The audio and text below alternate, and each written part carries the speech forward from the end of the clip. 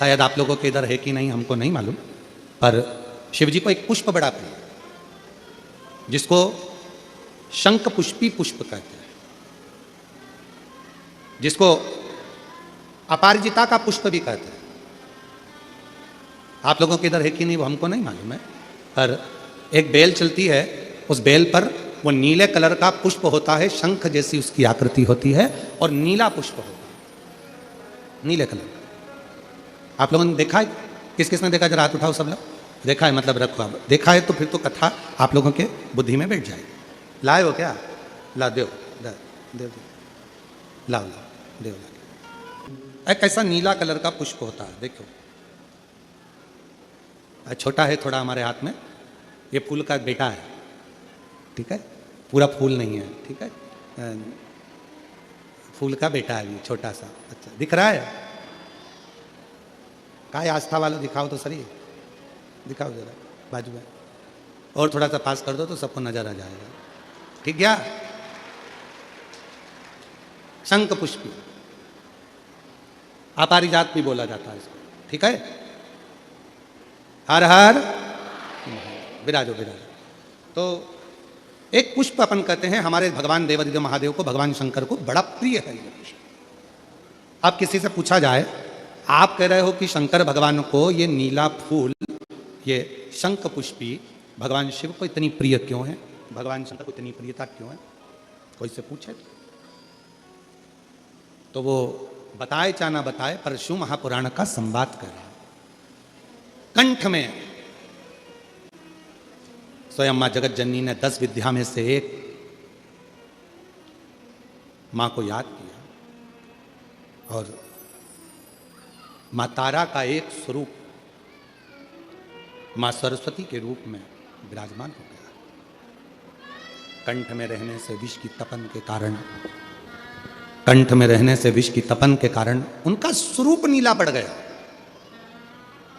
और जब उनका स्वरूप नीला पड़ गया तो भगवान देवादिदेव महादेव ने कहा, सुनो पार्वती, संसार के लोग, भूमंडल में रहने वाला यदि कोई भी मानव जिसकी विवेकता, बुद्धि, विचार, सोच, ज्ञान थोड़ा सा भी अगर उसमें कम है, तो वो नील सरस्वती का यदि आवाहन करे, मां नील सरस्वती स्तोत्र का पाठ करे, मां नील सरस्वती की स्मरण करे, तो उसकी विवेक, उसकी बुद्धि तीव्र होती है, श्रेष्ठ। और सुनो पार्वती, यदि मान लो कोई नील सरस्वती का स्तोत्र का पाठ नहीं कर पाए, आराधना नहीं कर पाए, साधना नहीं कर पाए, स्मरण ना कर पाए, अगर कोई बच्चा एक शंख पुष्पी पुष्प को समर्पित कर कर जलाधारी पर, और एक लोटा जल यदि वो समर्पित करता है और उस जल का आचमन कोई बच्चा नित्य प्रति करता है, तो वो बच्चा धीरे धीरे विद्वत्ता धारण करता ही जाता है। जो याद करता है वो भूलता नहीं।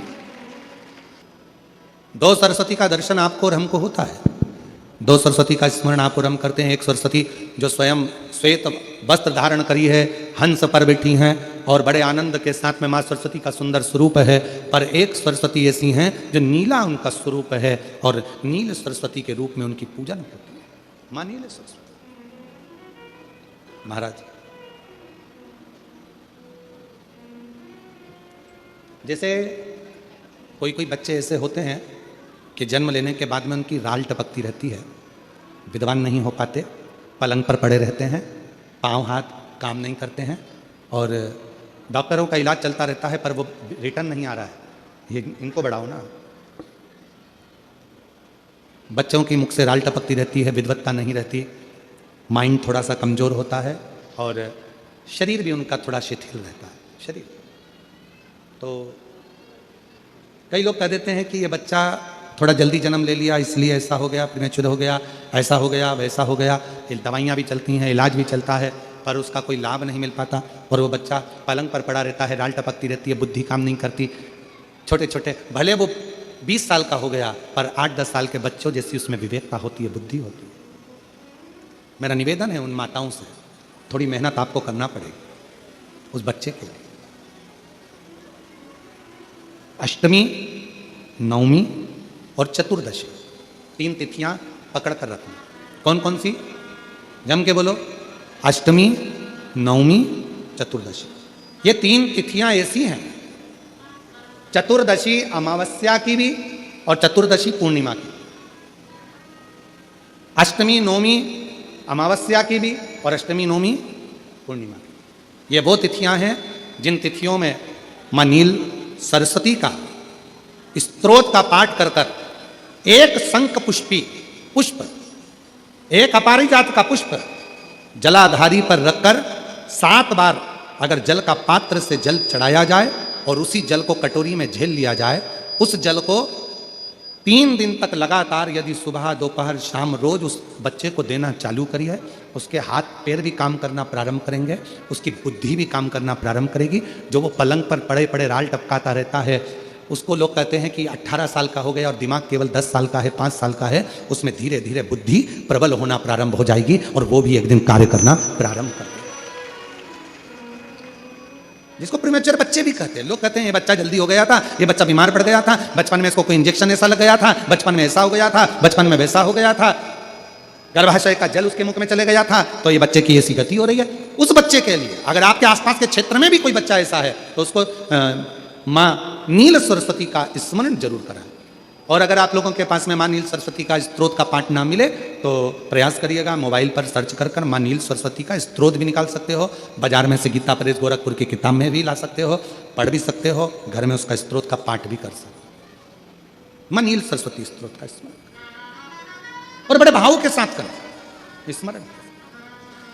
और कोई माताएं कह देती हैं, कोई बच्चा कह देता है मम्मी मुझे याद नहीं होता, याद करता हूं परीक्षा हॉल में जाकर भूल जाता हूं, मैं कुछ पढ़ता हूं बाद में जाके भूल जाता हूं, स्मरण में नहीं रहता। तो उनसे भी निवेदन है, आप मां नील पाठ नहीं पढ़ सकते, स्तोत्र नहीं कर सकते, संस्कृत में नहीं पढ़ सकते, तो मां नील सरस्वती के नाम से अष्टमी नवमी और चतुर्दशी के दिन एक शंख पुष्पी पुष्प को, नीला कलर का जो फूल होता है बेल में लगा होता है, जो शिव जी को अति प्रिय होता है, उस पुष्प को आप जलाधारी पर रख दीजिए। जलाधारी जानते हो ना सब लोग, शिवलिंग पर नहीं, जलाधारी पर रख दीजिए और जल चढ़ाना 7 बार प्रारंभ करिए। बाबा देव अधिदेव महादेव आपको याददाश्तता में प्रवर करेगा। परीक्षा हॉल में जितना तुम याद कर कर गए हो, अच्छी मेहनत कर कर गए हो, तो भूलोगे नहीं, तुम्हारी बुद्धि तीव्र होती चली जाएगी, प्रबल होती चली।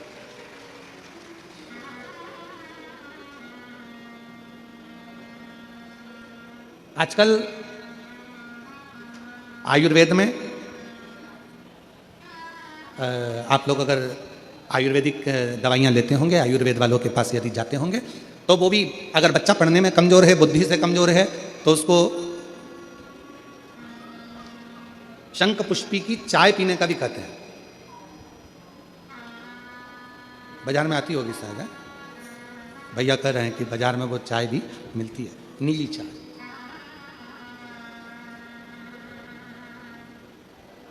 महाराज याददाश्ता के लिए, उसको प्रबल करने के लिए लोग शिव कथा कर रही।